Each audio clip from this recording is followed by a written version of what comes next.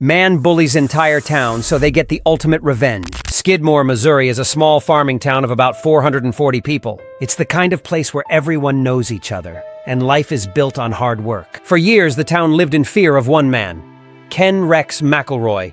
McElroy wasn't just disliked, he was feared. Big and intimidating, with a gun always on hand, he bullied the town into giving him whatever he wanted. Born in 1934 to a poor family, McElroy dropped out of school in 5th grade and quickly turned to crime. What started as stealing livestock grew into much worse things. The law rarely stopped him because witnesses were too scared to testify. The town was terrified of him for years, until one day, everything changed. In 1980, one of McElroy's kids stole candy from a grocery store owned by an elderly couple, Bo and Lois Bowenkamp. When the Bowenkamps tried to resolve it peacefully, McElroy became furious. He began stalking them, sitting outside their house with his truck and firing his gun into the air to scare them.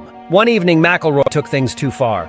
He drove to the grocery store, pulled out his shotgun, and shot Bo in the neck. Miraculously, Bo survived, but the town had reached its limit. McElroy was arrested and convicted, but to everyone's shock, he was released on bail while waiting for his appeal. He quickly went back to threatening the Bowenkamps and other witnesses, openly carrying a rifle and bragging about his plans for revenge. The people of Skidmore decided they couldn't wait any longer for the law to protect them. On July 10, 1981, townspeople gathered at a meeting to discuss what to do about McElroy. Meanwhile, McElroy and his wife Trina were sitting in their truck outside the D&G Tavern drinking beer. As the meeting ended, a large group of people walked to the tavern and surrounded McElroy's truck. Moments later, shots rang out. McElroy was hit multiple times and died in the driver's seat. Over 40 people witnessed the shooting, but not one person admitted to seeing who fired the shots. No one called for help, and by the time the police arrived, the townspeople refused to talk.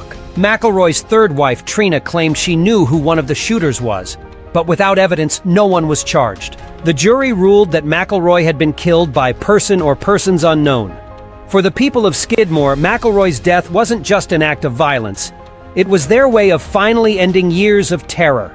They believed the legal system had failed them, and they took matters into their own hands. To this day, the town has kept its silence. The story of Rex McElroy is a powerful example of what happens when fear overtakes justice, and how a community pushed to their breaking point took matters into their own hands.